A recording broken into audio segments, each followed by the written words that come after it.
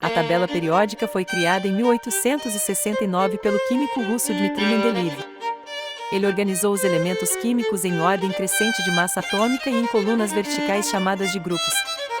Mendeleev realizou estudos sobre as propriedades dos elementos e suas massas atômicas.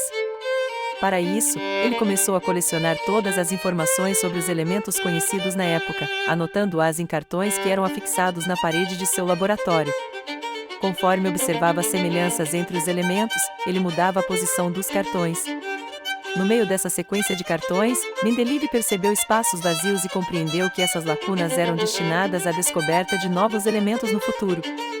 A organização dos elementos que ele apresentou à comunidade científica deu origem à tabela periódica como a conhecemos hoje.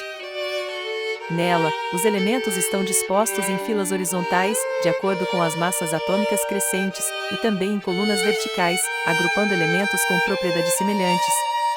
A previsão de Mendeleev quanto às propriedades dos elementos a serem descobertos estava certa, e a prova concreta surgiu com a chegada dos elementos galho e germânio, que foram posicionados na tabela exatamente onde Mendeleev havia predeterminado, ou seja, suas propriedades já eram conhecidas. Em 1869, Dmitri Mendeleev transformou a química, criando uma tabela revolucionária. Mendeleev organizou elementos por massa atômica, em uma visão antes inimaginável.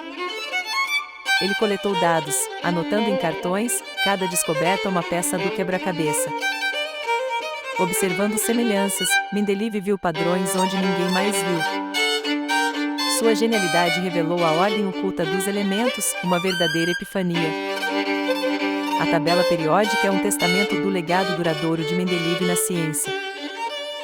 O trabalho de Mendeleev transcendeu séculos, essencial até hoje na química.